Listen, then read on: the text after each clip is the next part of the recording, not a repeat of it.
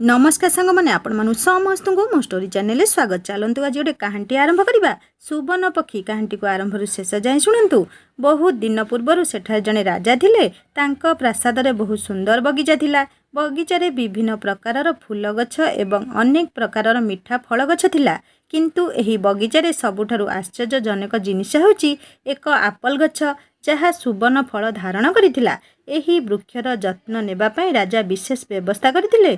जेतेबेले एहार फल पाचिला, रक्षी माने दिन राति गछकु जगी रहिले, जेपरिकी केही सुनार आप्पल चोरी करिवे नाही। किंतु दिने जेतेबेले बगीचार रक्षक सुनार आप्पल गणिला, गोटे आप्पल निखोज होईगला। से दौड़ी जाई राजांकु जणाइले। राजा संगे संगे उद्यान रे पहुँचिले। से देखी आश्चर्य होईगले जे तदारक पई एभली कठोर व्यवस्था सत्वे केही जणे आप्पल चोरी करी नेइछंती। से घोषणा करदेले जे जदि केही चोर ए विषय सुना आप्पल चोरी करिथिबा लोककु धराई देबो तेबे तांकु पुरस्कृत कराजिबो। ज्येष्ठ राजकुमार राजांकु कहिथिले जे से रातिरे जगी रही चोरकु धरिबाकु चेष्टा करिवे। राजा तांकु एथिपाई अनुमति देले। बड़ राजकुमार रातिरे जगी रहिबा आरंभ कले। किंतु 2 घंटा परे से निद्रा अनुभव कले एवं सोई पड़िले। जेतेबेले से सकाळु उठी आप्पल गणिले, से आश्चर्य होईगले जे अन्य एक आप्पल राताराति अदृश्य हो जाइछि। एहा परे द्वितीय रातिरे मध्यम राजकुमार जगिबा दायित्व ग्रहण कले। से मध्य सोई पड़िले एवं तृतीय आप्पल चोरी हैला। राजा बहुत चिंतित हेले। एपरिकी कचेरी रे कौन करिबाकु हेबो बुझिबाकु असमर्थ हेले। सान राजकुमार आसी देखिले समस्ते दुखरे बसिछंती एवं से कहिले जे आजी रातिरे मु जगी रही चोरकु धरिबी। राजा एही राजकुमारंक उपरे खुशी नथिले। से मध्य तांकु मूर्ख बोली विवेचना कले। से तांकु गाली देई कहिले, तुमे कौन भाबुच? तुमे एथिरे सफल हेबो कि? तुमठारु वयस्क उभय राजकुमार एवं तुमठारु बुद्धिमान एही कार्य विफल होइछंती। तुमे जाओ, तुमर काम कर। किंतु छोट राजकुमार राजी होई नथिले। से राजांकु प्रार्थना कले जे तांकु एक जाऊ। शेषरे राजा राजी हेले। राजकुमार रातिरे जगी रहिबा आरंभ कले। से स्थिर कले जे से कौनसी भी परिस्थिति रे सोइबे नहीं एवं निश्चित भावरे चोरकु धरिबे। जेतेबेले मध्य रात्रि हैला एवं 12टीर शेष घंटा बाजिला, राजकुमार देखिले जे एक सुंदर सुवर्ण पक्षी कौनसी स्थानरु उड़ी आसी आप्पल गछ उपरे बसिछि। किछि समय मध्यरे से एक सुवर्ण आप्पल निज थंटारे धरी रखिनेले। राजकुमार तुरंत लक्ष्य नहीं तीर फिंगी देले। किंतु तीरटी पक्षीर देहरे बाजिला नहीं एवं एहा डेणाकु हलाई उड़ीगला। हाँ, तापरे कौन हैला जे पक्षीटीर गोटे सुवर्ण पर भांगी तले पड़ीगला। परदिन सकाळे राजकुमार पूरा कहानी राजांकु जणाइले एवं तांको आगरे सुवर्णर परकु देखाइले। पक्षीर पर एते सुंदर एवं एते मूल्यवान थिला जे राजा एहाकु चाहि रहिले एवं कहिले, जदि सेही पक्षीर गोटे पर एते सुंदर तेबे पूरा पक्षीटी केते सुंदर होइतिबो। मु चाहे जे सेही पक्षी को केही धरंतु। ज्येष्ठ राजकुमार प्रथमे एही काम पई चली गले। चालिबा बेले से एक जंगल रे पहुंची गले। सेठारे से गोटे ठेकुआ को गछ तले विश्राम नेउथिबार देखिले। सुजोग देखी राजकुमार तांको धनु उपरे एक तीर लगाइले। जेतेबेले से ठेकुआ देखिला, चित्कार करी कहिला, मोते मार नहीं, मु जाने तुमे सुवर्ण पक्षी खोजुछ। जदि तुमे मोर परामर्श को अनुसरण कर, तुमर काम शीघ्र समाप्त हेबो। तुमे एही पथरे सीधा जाओ। संध्यारे आपण एक गाँ रे पहुँचबे। सेठारे तुमे परस्पर विपरीत 2टी अंतस्थली पाइब। गोटे अंतस्थली भल भाबरे सजा जाई पारे एवं सुंदर होई पारे, किंतु आपण एथिरे रहिबा उचित नुहे। आपण एहार विपरीत अन्य अंतस्थली रे रहिबा उचित, जहा देखिबा अत्यंत साधारण एवं एपरिकी असुंदर मध्य होइथिबो। एहा करिबा द्वारा तुमर काम सहजरे समाप्त हेबो। ठेकुआर कथा सुनी राजकुमार हसिले। से गाली करी कहिले, एठारु शीघ्र चली जाओ, मोर तुमर परामर्श दरकार नहीं। एहा कही से ता उपरकु तीर छाड़ी देले। किंतु ठेकुआ बहुत चतुर थिला। से खसी पळाइला। राजकुमार आगकु आग चालिबाकु लागिले। संध्यारे से एक ग्राम रे पहुँचिबा परे देखिले जे रास्ता कढ़रे प्रकृतरे 2टी अंतस्थली अछि। गोटे अंतस्थली को सुंदर भावरे सजा जाइथिला एवं भीतरु नाचुथुबा एवं गीत करुथुबा लोकंक शब्द आसुथुला। द्वितीय अंतस्थली असुंदर थिला एवं अंधकार पूरा घेरी रहिथिला। राजकुमार एक सुसज्जित अंतस्थली रे रहिले। किछि समय पर से भूलीगले जे से प्रकृतरे सुवर्ण पक्षी खोजिबाकु बाहारचंती। अन्य पक्षरे जेतेबेले अनेक समय अतिबाहित होला ଏବଂ ବଡ଼ ରାଜକୁମାର ଫେରି ନଥିଲେ। ମଧ୍ୟମ ରାଜକୁମାର ସୁବର୍ଣ୍ଣ ପକ୍ଷୀ ଖୋଜିବାକୁ ବାହାରିଲେ। ସମାନ ବାଟରେ ଚାଲିଲେ। ସେ ଜଙ୍ଗଲରେ ପହଞ୍ଚି ସମାନ ଠେକୁଆକୁ ପାଇଲେ। ଏହି ରାଜକୁମାର ମଧ୍ୟ ଠେକୁଆ ଯାହା କହିଥିଲା ସେଥିପ୍ରତି ଧ୍ୟାନ ଦେଇନଥିଲେ। ସନ୍ଧ୍ୟାରେ ସେ ସେହି ଗାଁରେ ପହଞ୍ଚିବା ପରେ ସେ ଜଣେ ମହାନ ରାଜକୁମାର ପରି ସଜ୍ଜିତ ଏକ ଅନ୍ତଃସ୍ଥଳରେ ରହିଲେ। ସେଠାରେ ନୃତ୍ୟ ଏବଂ ମନୋରଞ୍ଜନରେ ବ୍ୟସ୍ତ ରହି ସେ ନିଜ କାମକୁ ମଧ୍ୟ ଭୁଲିଗଲେ। ସେ ଘରକୁ ଫେରିବା କଥା ମଧ୍ୟ ମନେ ନଥିଲା। ଶେଷରେ ସାନ ରାଜକୁମାର ରାଜାଙ୍କୁ କହିଥିଲେ ଯେ ସେ ସୁବର୍ଣ୍ଣ ପକ୍ଷୀ ଖୋଜିବାକୁ ଯିବେ।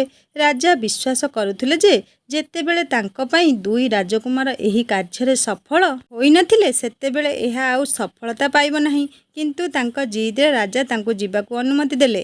ଛୋଟ ରାଜକୁମାର ପ୍ରସ୍ତୁତ ହୋଇ ସୁବର୍ଣ୍ଣ ପକ୍ଷୀ ଖୋଜିବାକୁ ବାହାରିଲା। ସେ ଜଙ୍ଗଲରେ ଏକ ଠେକୁଆ ମଧ୍ୟ ପାଇଲା। ରାଜକୁମାର ଠେକୁଆର କଥାକୁ ଭଲ ଭାବରେ ଶୁଣି କହିଲେ, ଠିକ୍ ଅଛି, ତୁମେ ଯାହା କହିଲ ମୁଁ ସେହିପରି କରିବି। ବର୍ତ୍ତମାନ ତୁମେ ଯାଅ, ମୁଁ ତୁମର କିଛି କ୍ଷତି କରିବି ନାହିଁ। ଏହା ଉପରେ ଠେକୁଆ ଖୁସିରେ କହିଲା, ତୁମେ ସର୍ବୋତ୍ତମ ବାଳକ ପରି ମନେ ହେଉଛ। ତୁମେ ମୋର କଥାକୁ ପରିହାସ କରିଲ ନାହିଁ କିମ୍ବା ମୋ ଉପରେ ସର ମାରିଲ ନାହିଁ। ମୁଁ ତୁମ ଉପରେ ଖୁସି ଏବଂ ତୁମକୁ ସାହାଯ୍ୟ କରିବି। ଆସ, ତୁମେ ମୋ ଲାଞ୍ଜ ଉପରେ ବସିଯାଅ। ମୁଁ ତୁମକୁ ସେହି ଅନ୍ତଃସ୍ଥଳକୁ ନେଇଯିବି। କିଛି ସମୟ ମଧ୍ୟରେ ଠେକୁଆର ଲାଞ୍ଜ ବହୁତ ବଡ଼ ହୋଇଗଲା ଏବଂ ରାଜକୁମାର ଏହା ଉପରେ ବସିଲେ। ସେ ବସିବା ମାତ୍ରେ ଠେକୁଆଟି ଆକାଶରେ ଉଡ଼ିବା ଆରମ୍ଭ କଲା ଏବଂ ଅଳ୍ପ ସମୟ ମଧ୍ୟରେ ସମତଳ ଏବଂ ପର୍ବତ ପାର ହୋଇ ସେହି ଗାଁରେ ପହଞ୍ଚିଲା। ରାଜକୁମାର ତାଙ୍କ ପରାମର୍ଶକୁ ଅନୁସରଣ କରି ଏକ ଛୋଟ ଏବଂ ପୁରୁଣା ହୋଟେଲରେ ରହଣି କଲେ। ସେ ଅନ୍ୟ ସୁସଜ୍ଜିତ ଘରଠାରୁ ଦୂରରେ ରହିଲେ। ପରଦିନ ସକାଳେ ଯେତେବେଳେ ସେ ଉଡ଼ି ଆଗକୁ ଗଲେ, କିଛି ଦୂର ଚାଲିବା ପରେ ସେ ପୁଣି ରାସ୍ତାରେ ଠେକୁଆକୁ ପାଇଲେ। ଠେକୁଆ ତାଙ୍କୁ କହିଲା, ବର୍ତ୍ତମାନ ମୁଁ ତୁମକୁ କହିବି ତୁମେ ପରବର୍ତ୍ତୀ ସମୟରେ କ'ଣ କରିବା ଉଚିତ। ତୁମେ ସିଧା ଚାଲ। ଆପଣ ଆଗକୁ ଯିବାବେଳେ ଆପଣ ଏକ ବହୁତ ବଡ଼ ଦୁର୍ଗ ପାଇବେ ଯାହାକୁ ସୈନିକମାନେ ଜଗି ରହିବେ। ସୈନିକମାନଙ୍କୁ ଭୟ କର ନାହିଁ ଏବଂ ସିଧା ଭିତରକୁ ଯାଅ, କାରଣ ସେମାନେ ଏହି ସମୟରେ ଶୋଇଥିବେ। ତୁମେ ନିର୍ଭୟରେ ଦୁର୍ଗରେ ପ୍ରବେଶ କର ଏବଂ ସେମାନଙ୍କ କୋଠରୀ ଅତିକ୍ରମ କର ଏବଂ ସେହି ସ୍ଥାନରେ ପହଞ୍ଚିବ ଯେଉଁଠାରେ ସୁବର୍ଣ୍ଣ ପକ୍ଷୀ ଏକ ଛୋଟ କାଠ ଖଣ୍ଡରେ ରଖାଯାଏ। ପକ୍ଷୀକୁ ତାର ପିଞ୍ଜରା ସହିତ ନେଇ ଦୁର୍ଗରୁ ବାହାରକୁ ଆଣ। କିନ୍ତୁ ଗୋଟିଏ କଥା ମନେ ରଖ, ଅତି ସୁନ୍ଦର ସୁନାର ପିଞ୍ଜରା ମଧ୍ୟ ପକ୍ଷୀର କାଠ ପିଞ୍ଜରା ନିକଟରେ ରଖାଯାଇଥିବ। ଭୁଲରେ ମଧ୍ୟ ପକ୍ଷୀକୁ ସେହି ସୁନା ପିଞ୍ଜରାରେ ରଖିବ ନାହିଁ। କିନ୍ତୁ ଯଦି ତୁମେ ତାଙ୍କୁ କାଠ ପିଞ୍ଜରାରୁ ବାହାର କରି ସୁବର୍ଣ୍ଣ ପିଞ୍ଜରାରେ ରଖିବାକୁ ଚେଷ୍ଟା କର, ତେବେ ତୁମେ ପରେ ଅନୁତାପ କରିବ। ରାଜକୁମାର ଦୁର୍ଗ ନିକଟକୁ ଯାଇ ଦେଖିଲେ ଯେ ଏହାର ରକ୍ଷୀମାନେ ପ୍ରକୃତରେ ଶୋଇଛନ୍ତି। ସେ ବିନା ଭୟରେ ରାଜପ୍ରାସାଦରେ ପ୍ରବେଶ କଲେ ଏବଂ କିଛି ସମୟ ପରେ ସେ ସେହି କୋଠରୀରେ ପହଞ୍ଚିଲେ ଯେଉଁଠାରେ ସୁନା ପକ୍ଷୀ ଏକ ପିଞ୍ଜରାରେ ବସିଥିଲେ। ଗୁମ୍ଫା ନିକଟରେ 3ଟି ସୁବର୍ଣ୍ଣ ଆପଲ ପଡ଼ିଥିଲା। ଏହି ଆପଲଗୁଡ଼ିକ ଦେଖି ରାଜକୁମାର ତୁରନ୍ତ ଜାଣିପାରିଲେ ଯେ ଏହି ଆପଲଗୁଡ଼ିକ ତାଙ୍କ ପିତାଙ୍କ ବଗିଚାରୁ ଆସିଛି। ସୁବର୍ଣ୍ଣ ପକ୍ଷୀ ଏତେ ସୁନ୍ଦର ଥିଲା ଯେ ରାଜକୁମାର ଏହାକୁ ଚାହିଁ ରହିଲେ। ସେ ଏହାକୁ ଉଠାଇ ଆଣିବାକୁ ଯାଉଥିଲେ ଯେତେବେଳେ ତାଙ୍କ ଆଖି ପାଖରେ ପଡ଼ିଥିବା ଏକ ସୁନ୍ଦର ପିଞ୍ଜରା ଉପରେ ପଡ଼ିଲା। ସେହି ବହୁତ ସୁନ୍ଦର ଥିଲା ଏବଂ ଏଥିରେ ଅନେକ ପ୍ରକାରର ମୂଲ୍ୟବାନ ପଥର ରହିଥିଲା। ସମାନ ପଥର ସୁବର୍ଣ୍ଣ ପକ୍ଷୀ ପାଇଁ ଉପଯୁକ୍ତ ମନେ ହେଉଥିଲା। ରାଜକୁମାର ଠେକୁଆଟି କ'ଣ କହିଥିଲା ଭୁଲିଗଲେ ଏବଂ କାଠ ପିଞ୍ଜରାରୁ ସୁବର୍ଣ୍ଣ ପକ୍ଷୀଟିକୁ ବାହାର କରି ସୁନାର ପିଞ୍ଜରାରେ ବନ୍ଦ କରିଦେଲେ। କିନ୍ତୁ ପକ୍ଷୀଟି ନୂଆ ପିଞ୍ଜରା ଭିତରକୁ ଆସିବା ମାତ୍ରେ ଏହା ଜୋରରେ ଶବ୍ଦ କରିବାକୁ ଲାଗିଲା। ଅନେକ ସୈନିକ କୋଠରୀ ଭିତରକୁ ଯାଇ ରାଜକୁମାରକୁ ଧରିବା ପରେ ରାଜକୁମାର ପିଞ୍ଜରା ଉଠାଇବା ପରେ କୋଠରୀରୁ ବାହାରି ପାରିଲେ ନାହିଁ। ଏବେ ରାଜକୁମାର ତାଙ୍କ ଭୁଲ ବିଷୟ ଜାଣିବାକୁ ପାଇଲେ। ଠେକୁଆଟି ତାଙ୍କୁ ଯାହା କହିଥିଲା ତାହା ସେ ମନେ ପକାଇଲେ। କିନ୍ତୁ ବର୍ତ୍ତମାନ କ'ଣ ହୋଇପାରିବ? ସୈନିକମାନେ ତାଙ୍କୁ ଟାଣି ନେଇ ରାଜାଙ୍କ ଦରବାରକୁ ନେଇଗଲେ। ଯେତେବେଳେ ରାଜା ତାଙ୍କୁ ପଚାରିଲେ, ରାଜକୁମାର ପୁରା କାହାଣୀ ବର୍ଣ୍ଣନା କଲେ। ରାଜା କହିଲେ, ତୁମେ ମୋ ରାଜପ୍ରସାଦକୁ ଚୋରି କରିବାକୁ ପ୍ରବେଶ କଲ। ମୁଁ ତୁମକୁ କ୍ଷମା କରିପାରିବି ନାହିଁ। ଆପଣଙ୍କୁ ମୃତ୍ୟୁଦଣ୍ଡ ଦିଆଯିବ। କିନ୍ତୁ ମୁଁ ଆପଣଙ୍କୁ ଗୋଟିଏ ସୁଯୋଗ ଦେବି। ଯଦି ତୁମେ ମୋତେ ଏକ ସୁବର୍ଣ୍ଣ ଘୋଡ଼ା ଆଣିଦେବ, ତାହେଲେ ଯାଇ ମୁଁ କେବଳ ତୁମକୁ ମୁକ୍ତ କରିବି ନାହିଁ, ବରଂ ତୁମକୁ ସୁବର୍ଣ୍ଣ ପକ୍ଷୀ ମଧ୍ୟ ଦେବି। ଜୀବନ ରକ୍ଷା କରିବା ପାଇଁ ରାଜକୁମାରକୁ ରାଜାଙ୍କ ସର୍ତ୍ତ ଗ୍ରହଣ କରିବାକୁ ପଡ଼ିଲା। ଏବେ ସେ ସୁବର୍ଣ୍ଣ ଘୋଡ଼ା ଖୋଜିବାକୁ ବାହାରିଲେ।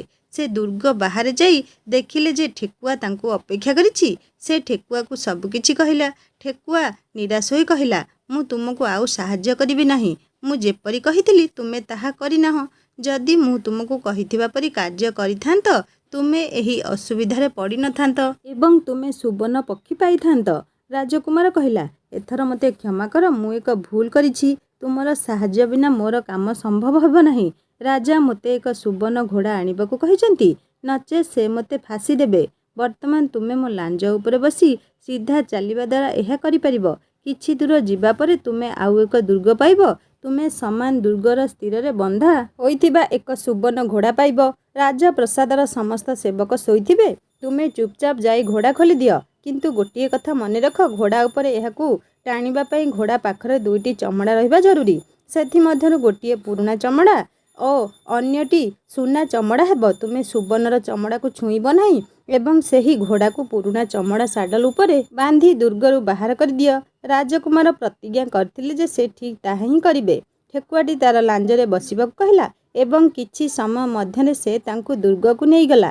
ସେ ଦୁର୍ଗ ନିକଟରେ ପହଞ୍ଚିବା ମାତ୍ରେ ଠେକୁଆଟି ତାଙ୍କୁ ତଳେ ରଖି ସେଠାରୁ ଚାଲିଗଲା। ରାଜକୁମାର ଫାଟକରୁ ସିଧା ଦୁର୍ଗରେ ପ୍ରବେଶ କଲେ। ଭିତରକୁ ଯାଇ ଦେଖିଲେ ଯେ ସେଠାରେ ଥିବା ସମସ୍ତ ସେବକ ଶୋଇଛନ୍ତି। ଅଳ୍ପ ସମୟ ମଧ୍ୟରେ ସେ ଦୁର୍ଗର ସ୍ଥିରରେ ପହଞ୍ଚିଲେ। ସେଠାରେ ବହୁତ ସୁନ୍ଦର ସୁବର୍ଣ୍ଣ ଘୋଡ଼ା ବନ୍ଧା ହୋଇଥିଲା। ରାଜକୁମାର ନିକଟତର ହୋଇ ଦେଖିଲେ ଯେ ଘୋଡ଼ା ପ୍ରକୃତରେ ସୁନାରେ ନିର୍ମିତ। ସେ ସ୍ୱପ୍ନରେ ମଧ୍ୟ ଏତେ ସୁନ୍ଦର ଘୋଡ଼ା ଦେଖିନଥିଲେ। ସେ ଆଗକୁ ଯାଇ ଘୋଡ଼ା ଖୋଲିଦେଲେ। ଯେତେବେଳେ ସେ ବାହାରକୁ ଯିବା ଆରମ୍ଭ କଲେ, ତାଙ୍କ ଆଖି ଏକ କୋଣରେ ପଡ଼ିଥିବା ଏକ ସୁନା ଚମଡ଼ା ଉପରେ ପଡ଼ିଗଲା। ଏହି ଚମଡ଼ା ବହୁତ ସୁନ୍ଦର ଥିଲା ଏବଂ ଏଥିରେ ହୀରା ଏବଂ ମୋତି ଲଗାଯାଇଥିଲା। ତାଙ୍କ ନିକଟରେ ଏକ ପୁରୁଣା ଚିରି ଯାଇଥିବା ଚମଡ଼ା ମଧ୍ୟ ପଡ଼ିଥିଲା। ରାଜକୁମାର ଏତେ ସୁନ୍ଦର ଘୋଡ଼ା ଉପରେ ପୁରୁଣା ଚମଡ଼ା ଚାଦର ସଜାଇବାକୁ ପସନ୍ଦ କଲେ ନାହିଁ। ସେ ସୁନା ଚମଡ଼ାଟିକୁ ଘୋଡ଼ା ଉପରେ ବାନ୍ଧିବା ଆରମ୍ଭ କଲେ। ଏହି ସମୟରେ ଘୋଡ଼ା ଜୋରରେ କାନ୍ଦିଲା। ଦୁର୍ଗର ସେବକମାନେ ଉଠିଲେ। ଅଳ୍ପ ସମୟ ମଧ୍ୟରେ ରାଜକୁମାରକୁ କାବୁ କରିଯାଇଥିଲେ। ସୈନିକମାନେ ରାଜକୁମାରଙ୍କୁ ତାଙ୍କ ହାତରେ ବାନ୍ଧି ଉପସ୍ଥାପନ କଲେ। ଏସବୁ ଶୁଣି ରାଜା କହିଲେ, ତୁମେ ମୋର ଘୋଡ଼ା ଚୋରି କରିବାକୁ ଚେଷ୍ଟା କଲ, ତେଣୁ ତୁମେ ଫାଶୀ ପାଇବ। କିନ୍ତୁ ଯଦି ତୁମେ ମୋ ପାଇଁ ଗୋଟିଏ କାମ କର, ମୁଁ ତୁମକୁ ଛାଡ଼ିପାରିବି। ଏଠାରୁ କିଛି ଦୂରରେ ଏକ ସୁବର୍ଣ୍ଣ ପ୍ରାସାଦ ଅଛି ଏବଂ ସେଠାରେ ବହୁତ ସୁନ୍ଦର ରାଜକୁମାରୀ ବାସ କରନ୍ତି। ଯଦି ତୁମେ ତୁମର ଜୀବନ ବଞ୍ଚାଇବାକୁ ଚାହୁଁଛ, ତେବେ ସେହି ରାଜକୁମାରୀକୁ ମୋ ପାଖକୁ ଆଣ। ପୁରସ୍କାର ସ୍ୱରୂପ ମୁଁ ତୁମକୁ ଏହି ସୁବର୍ଣ୍ଣ ଘୋଡ଼ା ଦେବି। ବିଚରା ରାଜକୁମାର, ସେ ପୁଣି ଏକ ନୂଆ ଅସୁବିଧାରେ ପଡ଼ିଲେ। ସେ ରାଜାଙ୍କ ଅବସ୍ଥା ସର୍ତ୍ତକୁ ମାନିବାକୁ ବାଧ୍ୟ ହୋଇଥିଲେ। ଏବେ ସେ ସୁବର୍ଣ୍ଣ ପ୍ରାସାଦର ସନ୍ଧାନରେ ବାହାରିଲେ। କିଛି ଦୂର ଚାଲିବା ପରେ ସେ ପୁଣି ଠେକୁଆକୁ ପାଇଲେ। ଠେକୁଆଟି କିପରି ସବୁ କଥା ଜାଣିସାରିଥିଲା। ସେ କହିଲା, ଦେଖ, ତୁମେ ଏଥର ମଧ୍ୟ ମୋ କଥା ଶୁଣିଲ ନାହିଁ। ଯଦି ତୁମେ ମୋ କଥା ଶୁଣିଥାନ୍ତ, ତେବେ ଏହି ନୂଆ ଅସୁବିଧା ତୁମ ଉପରେ ପଡ଼ିନଥାନ୍ତା। ହଁ, ମୁଁ ତୁମ ପାଇଁ ଦୁଃଖିତ। ମୁଁ ତୁମକୁ ସାହାଯ୍ୟ କରିବି। ଆସ, ମୁଁ ତୁମକୁ ସୁବର୍ଣ୍ଣ ପ୍ରାସାଦକୁ ନେଇଯିବି। ଆପଣ ରାଜପ୍ରସାଦ ପଛରେ କୌଣସି ସ୍ଥାନରେ ଲୁଚି ରହିବେ। ଯେତେବେଳେ ରାଜକୁମାରୀ ସନ୍ଧ୍ୟାରେ ପୋଖରୀକୁ ଗାଧୋଇବାକୁ ବାହାରକୁ ଆସନ୍ତି, ତୁମେ ଆଗକୁ ଯାଇ ତାର ହାତ ଧରିବ। ତୁମେ ତାଙ୍କୁ ଛୁଇଁବା ମାତ୍ରେ ରାଜକୁମାରୀ ତୁମ ସହିତ ଆସିବାକୁ ରାଜି ହେବେ। କିନ୍ତୁ ଗୋଟିଏ କଥା ମନେ ରଖ, ତୁମେ ସେଠାରୁ ହିଁ ତାଙ୍କୁ ଆଣିବା ପାଇଁ ଚେଷ୍ଟା କରିବ। ତାଙ୍କୁ ରାଜପ୍ରସାଦକୁ ଫେରିବାକୁ ଜମା ବି ଦେବ ନାହିଁ। ସେ ତୁମକୁ କହିବେ ଯେ ମୁଁ ତୁରନ୍ତ ମୋର ପିତାମାତାଙ୍କୁ ଭେଟିକି ଚାଲି ଆସିବି। କିନ୍ତୁ ତୁମେ ତାଙ୍କ କଥାରେ ଜମା ବି ରାଜି ହେବ ନାହିଁ, ନଚେତ୍ ଆପଣ ପୁନର୍ବାର ଅସୁବିଧାରେ ପଡ଼ିବେ। ଏହା କହି ଠେକୁଆ ପୁଣି ଲାଞ୍ଜ ବିସ୍ତାର କଲା ଏବଂ ରାଜକୁମାର ଏହା ଉପରେ ବସିଲା। ସେହି ସମୟ ମଧ୍ୟରେ ଠେକୁଆଟି ପବନରେ ଉଡ଼ିଗଲା ଏବଂ କିଛି ସମୟ ପରେ ସୁବର୍ଣ୍ଣ ପ୍ରାସାଦ ନିକଟରେ ପହଞ୍ଚିଲା। ରାଜକୁମାର ରାଜପ୍ରସାଦରେ ପହଞ୍ଚିବା ମାତ୍ରେ ସେ ଏକ ଗଛ ପଛରେ ଲୁଚି ରହିଲେ। ସନ୍ଧ୍ୟାରେ ଯେତେବେଳେ ରାଜକୁମାରୀ ଗାଧୋଇବାକୁ ଦୁର୍ଗରୁ ବାହାରକୁ ଆସିଲେ, ରାଜକୁମାର ସାହସ ସଂଗ୍ରହ କରି ଆଗକୁ ଆସି ତାଙ୍କ ହାତ ଧରିନେଲେ। ସେ ତାଙ୍କୁ ଛୁଇଁବା ମାତ୍ରେ ରାଜକୁମାରୀ ତାଙ୍କ ସହ ଯିବାକୁ ରାଜି ହେଲେ। ସେ କହିଲା, ପ୍ରିନ୍ସ, ତୁମେ ମୋତେ ଯେଉଁଠାକୁ ନେବାକୁ ଚାହୁଁଛ, ମୁଁ ତୁମ ସହିତ ଯିବି। କିନ୍ତୁ ମୋତେ କିଛି ସମୟ ପାଇଁ ମୋର ପିତାମାତାଙ୍କୁ ଭେଟିବାକୁ ଦିଅ। ରାଜକୁମାର କହିଲା, ନା, ତାହା ହେବ ନାହିଁ। ତୁମେ ତୁରନ୍ତ ମୋ ସହିତ ଆସିବାକୁ ପଡ଼ିବ। କିନ୍ତୁ ରାଜକୁମାରୀ କାନ୍ଦିବାକୁ ଲାଗିଲା। ଏପରି ସୁନ୍ଦର ରାଜକୁମାରୀ କାନ୍ଦିବା ପରେ ରାଜକୁମାରଙ୍କ ହୃଦୟ ତରଳିଗଲା। ଶେଷରେ ସେ ରାଜି ହେଲେ ଏବଂ କହିଲେ, ଯାଅ, ତୁମ ପିତାମାତାଙ୍କୁ କିଛି ସମୟ ପାଇଁ ଭେଟ, କିନ୍ତୁ ତତ୍କ୍ଷଣାତ୍ ବାହାରକୁ ଆସିବ। ରାଜକୁମାର ଏହା କହିବା ପରେ ରାଜକୁମାରୀ ତାଙ୍କ ପିତାମାତାଙ୍କୁ ଭେଟିବାକୁ ଚାଲିଗଲେ। ରାଜକୁମାରୀ ସଙ୍ଗେ ସଙ୍ଗେ ସୈନିକମାନଙ୍କୁ ଖବର ଦେଇଦେଲେ। ସୈନିକମାନେ ରାଜକୁମାରଙ୍କୁ ବାନ୍ଧି ନେଇ ରାଜାଙ୍କ ନିକଟରେ ଉପସ୍ଥାପନ କଲେ। ରାଜା ବହୁତ ନିରାଶ ହେଲେ। ସେ ତୁରନ୍ତ ନିର୍ଦ୍ଦେଶ ଦେଇଦେଲେ ଯେ ଏହି ରାଜକୁମାରକୁ ତୁରନ୍ତ ଫାଶୀ ଦିଆଯାଉ। ଏହା ଶୁଣି ରାଜକୁମାର କାନ୍ଦିବାକୁ ଲାଗିଲେ। କିଛି ସମୟ ଏହି ବିଷୟରେ ଚିନ୍ତା କରିବା ପରେ ରାଜା କହିଲେ, ମୁଁ ମୋର ଆଦେଶ ଫେରାଇ ପାରିବି ନାହିଁ। କିନ୍ତୁ ଯଦି ତୁମେ ମୋ ପାଇଁ ଗୋଟିଏ କାମ କର, ତେବେ ତୁମର ଜୀବନ ରକ୍ଷା ହୋଇପାରିବ।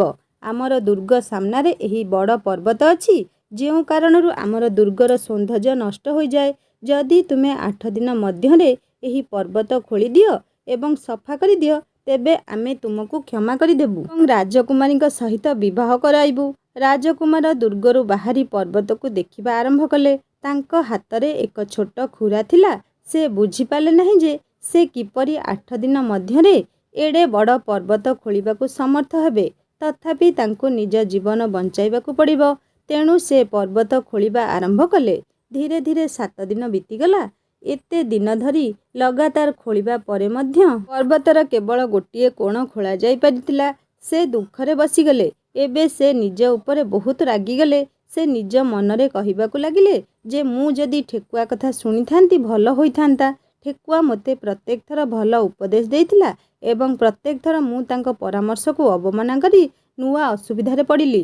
ରାଜକୁମାର ମୁଣ୍ଡ ନୁଆଁଇ ବସିଥିଲେ ଯେ ହଠାତ୍ ସେ ଠେକୁଆର ଲାଞ୍ଜ ତାଙ୍କ ପାଦ ନିକଟରେ ଗତି କରୁଥିବାର ଦେଖିଲେ। ସେ ଉପରକୁ ଚାହିଁ ଦେଖିଲେ ପ୍ରକୃତରେ ସେହି ଠେକୁଆଟି ସେଠାରେ ଠିଆ ହୋଇଥିଲା। ଠେକୁଆ ହସି ହସି କହିଲା, ତୁମେ କେମିତି ଅଛ? ଏଥର ତୁମକୁ ସାହାଯ୍ୟ କରିବାକୁ ମୋର ଇଚ୍ଛା ନଥିଲା, କିନ୍ତୁ ମୁଁ 7 ଦିନ ଧରି ପର୍ବତ ଖୋଳିବା ଉପରେ ନଜର ରଖିଛି। ମୁଁ ଦୟା ଅନୁଭବ କଲି ଏବଂ ଆପଣଙ୍କୁ ସାହାଯ୍ୟ କରିବାକୁ ଆସିଲି। ଯାଅ, ତୁମେ ବହୁତ କ୍ଳାନ୍ତ ହୋଇଅଛ, ଶୋଇବାକୁ ଯାଅ। ମୁଁ ତୁମ କାମକୁ ଅଳ୍ପ ସମୟ ମଧ୍ୟରେ ସମାପ୍ତ କରିବି। ଏଥର ରାଜକୁମାର ନିଷ୍ପତ୍ତି ନେଇଛନ୍ତି ଯେ ବର୍ତ୍ତମାନ ସେ ଠେକୁଆ ତାଙ୍କୁ ଯେପରି କହିବେ ସେ ସେପରି ହିଁ କରିବେ। ସେ ଚୁପଚାପ ଉଠି ଗୋଟିଏ ପାର୍ଶ୍ୱରେ ଶୋଇବାକୁ ଗଲା। କିଛି ସମୟ ମଧ୍ୟରେ ଶୋଇପଡ଼ିଲା। ଯେତେବେଳେ ସେ ସକାଳୁ ଉଠିଲେ ସେ ତାଙ୍କ ଆଖିରେ ବିଶ୍ୱାସ କରିପାରିଲେ ନାହିଁ। କୌଣସି ସ୍ଥାନରେ ପର୍ବତର ନାମ ବି ନଥିଲା ଏବଂ ରାଜପ୍ରସାଦର ଏକ ସୁନ୍ଦର ଦୃଶ୍ୟ ଦୃଶ୍ୟମାନ ହେଉଥିଲା। ରାଜକୁମାର ସିଧା ରାଜାଙ୍କ ନିକଟକୁ ଗଲେ। ରାଜା ତାଙ୍କ କାର୍ଯ୍ୟରେ ବହୁତ ଖୁସି ହେଲେ। ସେ ତୁରନ୍ତ ତାଙ୍କ ପ୍ରତିଜ୍ଞା ଅନୁଯାୟୀ ରାଜକୁମାରୀକୁ ବିବାହ କରିଥିଲେ। ଯେତେବେଳେ ରାଜକୁମାର ସୁନ୍ଦର ରାଜକୁମାରୀଙ୍କ ସହ କିଛି ଦୂର ଚାଲିଲା ସେ ପୁଣି ସେହି ରାସ୍ତାରେ ସେହି ଠେକୁଆକୁ ଭେଟିଲା। ଠେକୁଆ କହିଲା, ଅଭିନନ୍ଦନ ରାଜକୁମାର, ମୁଁ ଆପଣଙ୍କୁ ରାଜକୁମାରୀ ସହିତ ଦେଖି ବହୁତ ଖୁସି। କିନ୍ତୁ ବର୍ତ୍ତମାନ ତୁମକୁ ସୁନା ଘୋଡ଼ା ଏବଂ ସୁବର୍ଣ୍ଣ ପକ୍ଷୀ ମଧ୍ୟ ନିଶ୍ଚୟ ପାଇବ, କାରଣ ସେହି ଜିନିଷଗୁଡ଼ିକ ତୁମର ମୂଲ୍ୟବୋଧ ଏବଂ ତୁମେ ସହଜରେ ପାଇପାରିବ। ଠେକୁଆ କହିଲା, ନା, ତୁମେ କେବେ ଏପରି କାର୍ଯ୍ୟ କରିବା ଉଚିତ ନୁହେଁ। ତୁମେ ଏହି ରାଜକୁମାରୀକୁ ବିବାହ କରିଛ ଏବଂ ବର୍ତ୍ତମାନ ସେ ତୁମର। ଯଦି ତୁମେ ସେପରି କରୁଛ ତୁମେ ସୁନା ଘୋଡ଼ା ଏବଂ ସୁନା ପକ୍ଷୀ ମଧ୍ୟ ପାଇପାରିବ। ସୁବର୍ଣ୍ଣ ଘୋଡ଼ା ସହିତ ରାଜାଙ୍କୁ ଏବଂ ତାପରେ ତୁମେ ସୁନା ଘୋଡ଼ା ଚଢ଼ି ସମସ୍ତଙ୍କୁ ବିଦାୟ ଦିଅ। ଏହାପରେ ମୁଁ ତୁମକୁ ପରବର୍ତ୍ତୀ କଥା କହିବି। ଠେକୁଆଟି ଯେପରି କହିଲା ରାଜକୁମାର ଠିକ୍ ସେହିପରି କଲେ।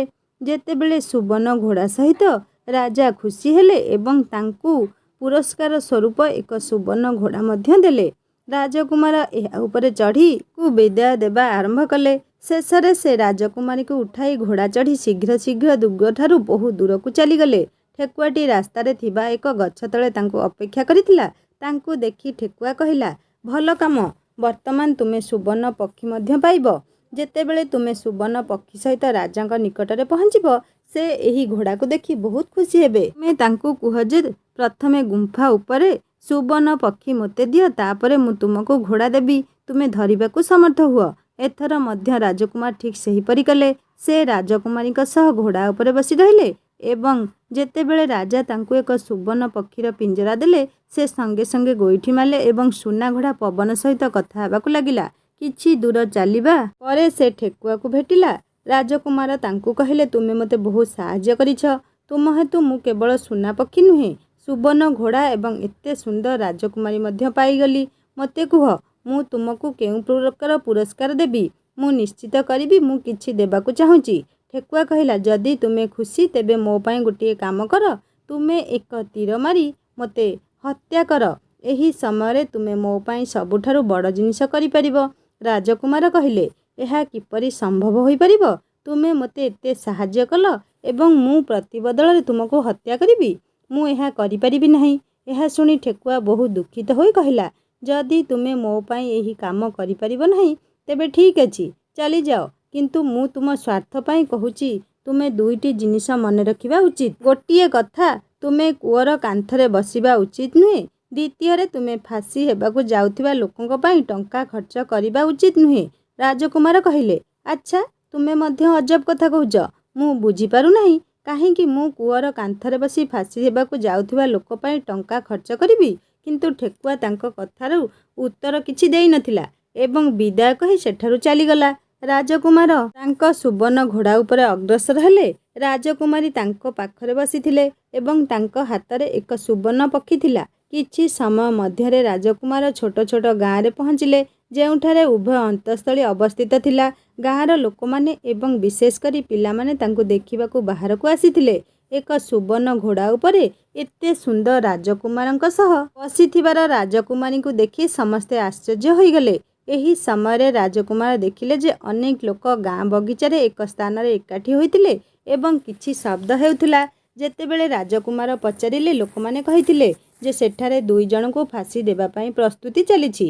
ରାଜକୁମାର ସେଠାରେ ଚାଲିବା ଆରମ୍ଭ କଲେ। ସେଠାରେ ପହଞ୍ଚିବା ପରେ ସେ ଜାଣିଲେ ଯେ ଫାଶୀ ଦିଆ ହେବାକୁ ଯାଉଥିବା ପୁରୁଷମାନେ ତାଙ୍କ ଭାଇ ବ୍ୟତୀତ ଆଉ କେହି ନୁହନ୍ତି। ସେବେଠାରୁ ସେମାନେ ସମାନ ସୁସଜ୍ଜିତ ଅନ୍ତଃସ୍ଥଳୀରେ ରହୁଥିଲେ ଏବଂ ସମସ୍ତ ପ୍ରକାରର ଖରାପ କାର୍ଯ୍ୟ କରୁଥିଲେ। ସେ ଜୁଆ ଖେଳୁଥିଲେ ଏବଂ ଜୁଆରେ ବହୁ ଟଙ୍କା ହରାଇଥିଲେ। ସେ ମଧ୍ୟ ଲୋକଙ୍କଠାରୁ ବହୁ ଟଙ୍କା ଋଣ ନେଇଥିଲେ। ଏହି ସବୁ ଜିନିଷରେ ବିରକ୍ତ ହୋଇ ଗ୍ରାମବାସୀମାନେ ତାଙ୍କୁ ଫାଶୀ ଦେବାକୁ ଯାଉଥିଲେ। ରାଜକୁମାର କିପରି କରିବାକୁ ଅନୁମତି ଦେଇପାରିବେ? ସେ ଲୋକମାନଙ୍କୁ କହିଥିଲେ ଯେ ମୋଠାରୁ ଟଙ୍କା ନେଇ ଏହି ଲୋକଙ୍କୁ ଛାଡ଼ିଦିଅ। ବହୁ ମନାଇବା ପରେ ଲୋକମାନେ ରାଜି ହୋଇ ଉଭୟଙ୍କୁ ମୁକ୍ତ କଲେ। ରାଜକୁମାର ତାଙ୍କ ଭାଇମାନଙ୍କୁ ମୁକ୍ତ କରି ଆଗକୁ ଗଲେ। କିଛି ଦୂର ଚାଲିବା ପରେ ସେମାନେ ଜଙ୍ଗଲରେ ଏକ କୂଅ ଦେଖିଲେ। ଏହାପରେ ରାଜକୁମାର କିଛି ସମୟ ପାଇଁ କୂଅ ନିକଟରେ ବିଶ୍ରାମ କରନ୍ତେ। ସେଠାରେ ଥଣ୍ଡା ପାଣି ପିଇବା ପରେ ଆମେ ଆଗକୁ ବଢ଼ିବା। ରାଜକୁମାର ରାଜି ହେଲେ। ବର୍ତ୍ତମାନ ସୁଦ୍ଧା ସେ ଚାଲିଯିବା ସମୟରେ ଠେକୁଆଟି ଯାହା କହିଥିଲା ତାହା ମଧ୍ୟ ସେ ଭୁଲି ଯାଇଥିଲେ। ସେ ଘୋଡ଼ାରୁ ଓହ୍ଲାଇ କୂଅର କାନ୍ଥରେ ବସି ବିଶ୍ରାମ ନେବା ଆରମ୍ଭ କଲେ। ସୁଯୋଗ ଦେଖି ଉଭୟ ଭାଇ ତାଙ୍କୁ କୂଅ ଭିତରକୁ ଠେଲିଦେଲେ। ଏହାପରେ ସେ ରାଜକୁମାରୀଙ୍କୁ ଘୋଡ଼ା ଉପରେ ରଖି ସୁବର୍ଣ୍ଣ ପକ୍ଷୀ ପିଞ୍ଜରା ଉଠାଇ ସେଠାରୁ ଚାଲିଗଲେ। କିଛି ସମୟ ମଧ୍ୟରେ ସେମାନେ ନିଜ ରାଜ୍ୟକୁ ଫେରିଗଲେ। ଘରକୁ ଫେରି ସେମାନେ ରାଜାଙ୍କୁ କହିଲେ, ଆମେ ସୁବର୍ଣ୍ଣ ପକ୍ଷୀକୁ ଧରିଛୁ। ଏହି ପକ୍ଷୀ ଆମ ବଗିଚାରୁ ସୁନା ଆପଲ ଚୋରି କରି ନେଉଥିଲା। ଏହା ସହିତ ଆମେ ଏକ ସୁନା ଘୋଡ଼ା ଏବଂ ରାଜକୁମାରୀ ମଧ୍ୟ ଆଣିଛୁ। ରାଜା ବହୁତ ଖୁସି ହେଲେ। ସମଗ୍ର ରାଜ୍ୟର ଲୋକମାନେ ଉତ୍ସବ ଆରମ୍ଭ କରିଥିଲେ, କିନ୍ତୁ ରାଜକୁମାରୀ ଖୁସି ନଥିଲେ। ସେ ନିରନ୍ତର କାନ୍ଦିବାକୁ ଲାଗିଲା। ସେ ଖାଇବା ପିଇବା ବନ୍ଦ କରିଦେଲେ। କେବଳ ଏତିକି ନୁହେଁ, ଘୋଡ଼ା ମଧ୍ୟ ଖାଇବା ବନ୍ଦ କରିଦେଲେ ଏବଂ ସୁବର୍ଣ୍ଣ ପକ୍ଷୀ ମଧ୍ୟ ଦୁଃଖ ଅନୁଭବ କରିବାକୁ ଲାଗିଲେ। ରାଜା ବହୁତ ଚେଷ୍ଟା କଲେ, କିନ୍ତୁ ରାଜକୁମାରୀ ଖୁସି ନଥିଲେ କି ସୁନା ଘୋଡ଼ା ଏବଂ ସୁବର୍ଣ୍ଣ ପକ୍ଷୀ ଶସ୍ୟ ଖାଇବା ଆରମ୍ଭ କଲେ ନାହିଁ। ଅନ୍ୟପଟେ ଛୋଟ ରାଜକୁମାର କୂଅରେ ପଡ଼ିଯାଇଥିଲେ ମଧ୍ୟ ସେ ମରିନଥିଲେ। କୂଅଟି ବହୁତ ଗଭୀର ଥିଲା, କିନ୍ତୁ ସେଥିରେ ବହୁତ କମ୍ ଜଳ ଥିଲା। ସେ କୂଅରେ ବସି ନିଜ ଭାଗ୍ୟକୁ ଅଭିଶାପ ଦେଇ ଚାଲିଥିଲେ। ବର୍ତ୍ତମାନ ସେ ପୁନର୍ବାର ସେହି ଠେକୁଆକୁ ମନେ ପକାଇଲେ ଏବଂ ଅନୁତାପ କରିବାକୁ ଲାଗିଲେ ଯେ ଯଦି ସେ ତାଙ୍କ ପରାମର୍ଶ ଗ୍ରହଣ କରିଥାନ୍ତେ ତେବେ ସେ ଅସୁବିଧାରେ ପଡ଼ିନଥାନ୍ତେ। ରାଜକୁମାର ଠେକୁଆକୁ ମନେ ପକାଇବା ମାତ୍ରେ ଠେକୁଆ କୌଣସି ପ୍ରକାରେ କୂଅର ପାଖରେ ପହଞ୍ଚି କହିଲା, ଦେଖ ପ୍ରିନ୍ସ, ମୁଁ ତୁମକୁ ବୁଝାଇ ସାରିଛି ଯେ କୂଅର କାନ୍ଥରେ ବସ ନାହିଁ ଏବଂ ତୁମେ ଏପରି ଲୋକଙ୍କୁ ସାହାଯ୍ୟ କର ନାହିଁ। ଫାଶୀ ହେବାକୁ ଯାଉଥିଲା, ଭଲ, ମୋତେ ଶେଷଥର ପାଇଁ କୂଅରୁ ବାହାର କରିବାକୁ ଦିଅ। ଏହା କହି ଠେକୁଆ ତାର ଲାଞ୍ଜକୁ କୂଅରେ ଟାଙ୍ଗିଲା। କିଛି ସମୟ ମଧ୍ୟରେ ଲାଞ୍ଜ ଏତେ ଲମ୍ବା ହୋଇଗଲା ଯେ ଏହା କୂଅ ତଳେ ପଡ଼ିଥିବା ରାଜକୁମାର ନିକଟରେ ପହଞ୍ଚିଲା। ରାଜକୁମାର ଏହାକୁ ଧରି କୂଅରୁ ବାହାରି ଆସିଲେ। ଠେକୁଆଟି ତାଙ୍କୁ କହିଲା, ଯାଅ, ବର୍ତ୍ତମାନ ତୁମେ ନିଜ ଘରକୁ ଯାଅ, କିନ୍ତୁ ସାବଧାନ ରୁହ। ତୁମର ଭାଇମାନେ ତୁମର ଜୀବନର ଶତ୍ରୁ। ସେମାନେ ନିଶ୍ଚିତ ଭାବରେ ତୁମକୁ ଖୋଜିବେ। ରାଜକୁମାର ଘର ଆଡ଼କୁ ଯିବା ଆରମ୍ଭ କଲେ। ତାଙ୍କ ରାଜ୍ୟରେ ପହଞ୍ଚିବା ପରେ ସେ ଜଣେ ଭିକାରୀକୁ ଭେଟିଲେ। ସେ ଭିକାରୀକୁ ନିଜର ସୁନ୍ଦର ପୋଷାକ ଦାନ କରି ନିଜର ଅସୁନ୍ଦର ପୁରୁଣା ପୋଷାକ ପିନ୍ଧିଥିଲେ। ଏହିପରି ଭାବରେ ସେ ଛଦ୍ମବେଶ କରି ନିଜ ଦୁର୍ଗରେ ପହଞ୍ଚିଲେ। ସେ ସେଠାରେ ପହଞ୍ଚିବା ପରେ ଏକ ଆଶ୍ଚର୍ଯ୍ୟଜନକ ଘଟଣା ଘଟିଗଲା। ସୁବର୍ଣ୍ଣ ଘୋଡ଼ା ଖୁସିରେ କାନ୍ଦିବାକୁ ଲାଗିଲା ଏବଂ ଶସ୍ୟ ଖାଇବା ଆରମ୍ଭ କଲା। ସୁବର୍ଣ୍ଣ ପକ୍ଷୀ ମଧ୍ୟ ନିଜ ପିଞ୍ଜରାରେ ଖୁସିରେ ଡେଇଁବା ଆରମ୍ଭ କରି ଗୀତ ଗାଇବା ଆରମ୍ଭ କଲା। ରାଜକୁମାରୀ ତାଙ୍କ ଲୁହ ପୋଛିଥିଲେ ଏବଂ ସେ ମଧ୍ୟ ଖୁସି ହୋଇଯାଇଥିଲେ, କିନ୍ତୁ ରାଜା କିଛି ବୁଝିପାରିଲେ ନାହିଁ। ଯେତେବେଳେ ସେ ରାଜକୁମାରୀଙ୍କୁ ଏହାର କାରଣ ପଚାରିଲେ, ସେ କହିଥିଲେ, ମୁଁ ତୁମକୁ ପୁରା କାହାଣୀ କହିସାରିଛି। ତୁମର ବଡ଼ ଏବଂ ମଧ୍ୟମ ରାଜକୁମାର ସାନ ରାଜକୁମାରଙ୍କୁ ବିଶ୍ୱାସଘାତକତା କରିଛନ୍ତି। ସେମାନେ ମଧ୍ୟ ତୁମକୁ ବିଶ୍ୱାସଘାତକତା କରିଛନ୍ତି, କିନ୍ତୁ ବର୍ତ୍ତମାନ ତୁମର ସାନ ରାଜକୁମାର ଏଠାରେ ଅଛନ୍ତି। ଆସ, ସେଥିପାଇଁ ମୁଁ ବହୁତ ଖୁସି। ମୁଁ ତାଙ୍କ ସହିତ ବିବାହିତ ଏବଂ ମୁଁ କେବଳ ତାଙ୍କ ସହିତ ଖୁସି ହୋଇପାରେ। तापरे से खराब पोशाक पिंधिथिबा जणे व्यक्ति को सूचाई कहिला, तुमर छोट राजकुमार एई। राजा तांकर छोट पुओ को मध्य चिन्हिले। वर्तमान राजा तांको सान पुओ विषय निजर मत बदलाइले। वर्तमान से तांको बहुत बुद्धिमान एवं साहसी भाविबा आरंभ कले एवं तांको बहुत भल पाइबा आरंभ कले। से तांको सिंहासन रे बसाइबाकु स्थिर कले। बड़ एवं मध्यम राजकुमार केवल तांको सान भाईଙ୍କ प्रति विश्वासघातकता करिनाहांती, बरं राजांकु मध्य विश्वासघातकता करिथिले। एही कारणरू राजा तांको उपरे अत्यधिक क्रोधित हेले। से उभयंकु तांको राज्यरू बाहर करिदेले। एहा परे राजकुमार राजकुमारी को बहुत आडंबर सहित विवाह कले एवं दुहें खुशी रे जीवन यापन करबाकू लागिले। किंतु राजकुमार तांकु साहाय्य करिथिबा ठेकुआ को भूली नथिले। दिने से समय बंचाई सेही ठेकुआर संधान रे जंगल को बाहरी गले। बहुत खोजाखोजी परे से देखिले जे ठेकुआटी एक गछर खाल रे चुपचाप बसिछि। ठेकुआ बहुत दुखी थिला एवं पूर्व अपेक्षा बहुत पतला हो जाइथिला। ठेकुआ राजकुमार को देखिया मात्रे से तांकु चिन्ही कहिला, आहा मते कुह राजकुमार आज एठाकू आसीबाकू किपरि मन कल। राजकुमार कहिले, मु आज तुमको खोजिया पई आसीछि। आस मो बगीचारे आराम रे रहिब। तुमे सेठारे कोनोसी असुविधार सम्मुखीन हेब नाही। एठारे जंगल रे खाद्य एवं जल पाइबारे तुमे असुविधार सम्मुखीन हेउछ एवं एथिरु सुरक्षित रहिब। बणुआ जंतु एवं शिकारी भय रहिब नाही। ठेकुआ कहिला, ना राजकुमार, मु एठारे भल अछि एवं मोर दुख सहित तुमर कौन संपर्क अछि। तुमर काम सरीगला। वर्तमान तुमे निज राज्य रे खुशी रे जीवन यापन कर। राजकुमार कहिला, ना तुमे मते बहुत साहाय्य करिछ। मु तुमको पुरस्कार देबाकू चाहूची एवं तुमको मो सहित रहिबाकू चाहूची। तु राजकुमारी मध्य बहुत खुशी हेबे। से मध्य तुमको भेटिबाकू चाहंती। जणे जादूगर मो उपरे एक मंत्र देइछंती। मते एक ठेकुआ रूपरे बंचिबाकू पड़िबो। प्रकृतरे मु सेही देशर राजकुमार जेउठारे तुमे विवाहित। मु एही जादूरु मुक्ति पाइबी एवं मु मो देश को फेरिबाकू समर्थ हेबी। राजकुमार एहा सुनी बहुत आश्चर्य हेले। से संगे संगे धनु उपरे एक तीर लगाई ठेकुआ आड़कू तीर चढ़ाइला। तीर मारिया मात्रे ठेकुआटी मरीगला एवं सेथिरु एक सुंदर राजकुमार बाहरिला।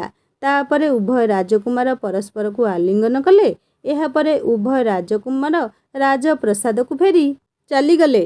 राजकुमारी सेठारे तांको भाई को भेटी बहुत खुशी हो गले। सांगमाने कहानीटी को एठी समाप्त करुछि। कहानीटी केमिति लागला मते निश्चय कमेंट करी जणेबे। जदि कहानीटी भल लागिथाय लाइक टे करिवे, सांगमान सहित शेयर करिवे। आ जदि मो चैनल नुआ अछंती ताले सब्सक्राइब करी बेल आइकन दबे देबे, जहा फल रे मु नुआ नुआ कहानी अपलोड कले आपण मन पा नोटिफिकेशन सर्वप्रथम पहुंचीबो और कहानीटी को आपण माने सर्वप्रथम पढ़ी परिबे और सुनी परिबे। एबे मते विदाय दियंतु। पुणी आसीबी आ गोटे नुआ कहानी नै रहूची। नमस्कार, जय जगन्नाथ।